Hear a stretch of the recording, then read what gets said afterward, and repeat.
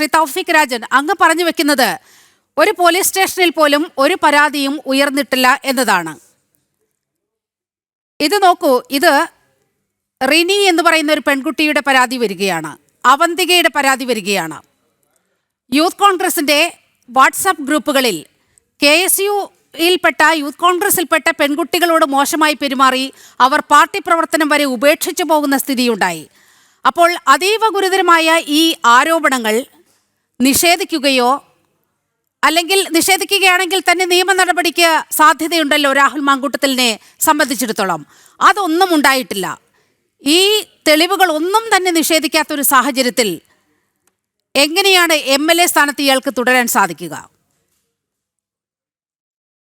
ഇവിടെ നിലവിൽ MLA സ്ഥാനത്ത് തുടരുന്നതിൽ എന്താണ് തടസ്സമെന്ന് എനിക്ക് ഇതുവരെ മനസ്സിലാകുന്നില്ല. സ്വാഭാവികമായും ഇവിടെ അങ്ങ് ചില ഉദാഹരണങ്ങൾ, ചില കാര്യങ്ങളൊക്കെ ചൂണ്ടിക്കാട്ടിയാണ് ഈ ചോദ്യം ഉന്നയിച്ചത്.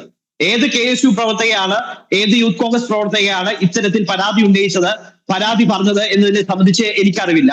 എന്റെ അറിവ് ശരിയാണെങ്കിൽ എന്തായാലും ഒരു KSU പ്രവർത്തകയും ഒരു യൂത്ത് കോൺഗ്രസ് പ്രവർത്തകയും രാഹുൽ മാങ്കൂട്ടത്തിനെതിരെ ഇതുവരെ ഇന്ന് ഈ നിമിഷം വരെ പരാതി ഉന്നയിച്ചതായി എനിക്ക് വ്യക്തതയില്ല. സ്വാഭാവികമായിട്ട് ഇവിടെ പറഞ്ഞു, അങ്ങ് പറഞ്ഞു തെറ്റാണ്. ആ വാദം തെറ്റാണ്. VD സതീശൻ തന്നെ വളരെ കൃത്യമായി പറഞ്ഞിട്ടുണ്ട്. എനിക്ക് വളരെ അടുത്ത ബന്ധമുള്ള ഒരു കുടുംബത്തിലെ ഒരു കുട്ടി എന്നോട് ഇതേ പ്രശ്നം വന്ന് പറയുകയും അച്ഛൻ എന്ന നിലയിൽ ഞാൻ ആ വിഷയം കൈകാര്യം ചെയ്യുകയും ചെയ്തു എന്ന് പറയുന്നുണ്ട്. ഒരു 5 സ്റ്റാർ ഹോട്ടലിലേക്ക് തൻ്റെ ഒപ്പം ക്ഷണിക്കുകയാണ് ആ പെൺകുട്ടിയെ ചെയ്തത്. അപ്പോൾ തെറ്റ് തുടങ്ങുന്നത് പ്രതിപക്ഷ നേതാവിൽ നിന്ന് തന്നെയാണ്. ഇത്ര വലിയ ഗുരുതരമായ ഒരു ആരോപണം ഒരു കോൺഗ്രസ് കുടുംബത്തിലെ വളരെ അടുത്ത വീട്ടിലെ ഒരു പെൺകുട്ടി പറയുമ്പോൾ സ്വാഭാവികമായും പ്രതിപക്ഷ നേതാവ് എന്താണ് ചെയ്യേണ്ടിയിരുന്നത്? ഇയാൾക്കെതിരെ നിയമ നടപടി എടുക്കുകയോ അല്ലെങ്കിൽ പാർട്ടി ഫോറത്തിൽ ഉന്നയിക്കുക, അത്തരത്തിൽ ഇത് കൈകാര്യം ചെയ്യണമായിരുന്നു. അതൊന്നും ഉണ്ടായില്ല. അതിന് വലിയ പ്രോത്സാഹനം നൽകുന്ന രീതിയിൽ അദ്ദേഹം വീണ്ടും അരുമ ശിഷ്യനെ പോലെ ചേർത്ത് നിർത്തുകയാണ് രാഹുൽ മാങ്കൂട്ടത്തിലിനെ ചെയ്തത്. ആ രാഹുൽ മാങ്കൂട്ടമാണ് ഇപ്പോൾ കോൺഗ്രസിനെ അടക്കം വിഴുങ്ങുന്ന അവസ്ഥയിലേക്ക് നിങ്ങളുടെ പാർട്ടിയെ ഈ രീതിയിലേക്ക് എത്തിച്ചിരിക്കുന്നത്. എന്നിട്ടും രാഹുലിനെ തള്ളിപ്പറയാൻ താങ്കൾക്കടക്കമുള്ളവർക്ക് എങ്ങനെ സാധിക്കുന്നില്ല എന്നതാണ് അത്ഭുതപ്പെടുത്തുന്ന കാര്യം. ആമുഖമായി തന്നെ എനിക്ക് പറയാനുള്ളത് പൂർത്തിയാക്കിയ ശേഷം അങ്ങയുടെ ഏത് ചോദ്യത്തിനും ഉത്തരം പറയാൻ തയ്യാറാണ്. ഞാൻ 9 മണി വരെ ഈ ചർച്ചയിൽ തുടരും. അക്കാര്യത്തിൽ ഒരു ആശങ്കയും വേണ്ട. ഞാൻ വളരെ കൃത്യമായി തന്നെ പറഞ്ഞല്ലോ, ഇവിടെ അത്തരത്തിൽ രാഹുൽ മാങ്കൂട്ടത്തിലിന്റെ പേരെടുത്ത് പറഞ്ഞ് ആരാണ് പരാതി കൊടുത്തത് എന്നുള്ളതാണ് എന്റെ ചോദ്യം. പേരെടുത്ത് പറഞ്ഞ് രാഹുൽ മാങ്കൂട്ടത്തിലിന്റെ പേരെടുത്ത് പറഞ്ഞ് ആരാണ് ഇതുവരെ പരാതി KPCC നേതൃത്വത്തിന്റെ മുന്നിലോ AICC നേതൃത്വത്തിന്റെ മുന്നിലോ ഇത്തരത്തിൽ പരാതി കൊടുത്തത്? ബഹുമാനപ്പെട്ട KPCC പ്രസിഡന്റ് അടക്കം വ്യക്തമാക്കിയിട്ടുണ്ട്. KPCC നേതൃത്വത്തിന്റെ കയ്യിൽ അത്തരത്തിലൊരു പരാതി ഇതുവരെ ലഭിച്ചിട്ടില്ല. ഇന്നലെ മാധ്യമങ്ങളെ കണ്ട അഖിലേന്ത്യാ കോൺഗ്രസ് കമ്മിറ്റിയോട് ജനറൽ സെക്രട്ടറി ദീപാദാസ് മുൻഷി വളരെ കൃത്യമായി പറഞ്ഞു, ഇതുവരെ അഖിലേന്ത്യാ കോൺഗ്രസ് കമ്മിറ്റിയുടെ കയ്യിൽ ഇത്തരത്തിൽ ഒരു പരാതി ലഭിച്ചിട്ടില്ല. സ്വാഭാവികമായിട്ടും ഇവിടെ പരാതിയുമായി ബന്ധപ്പെട്ട അങ്ങ് 1-2 പേരുകൾ കാണിച്ചു. ഇവിടെ റിനിയുമായി ബന്ധപ്പെട്ട്, അവന്തികയുമായി ബന്ധപ്പെട്ട അടക്കം ഈ പേരുകൾ പരാമർശിക്കപ്പെടുന്ന സാഹചര്യം ഉണ്ടായി. ഇവിടെ റിനിയുമായി ബന്ധപ്പെട്ട് ഇന്ന് അങ്ങ് ഈ ചർച്ചയുടെ തുടക്കത്തിൽ ഇൻട്രോയിൽ അടക്കം വളരെ കൃത്യമായി ചില കാര്യങ്ങൾ അടക്കം ചൂണ്ടിക്കാട്ടുന്ന സാഹചര്യം ഉണ്ടായിരുന്നു.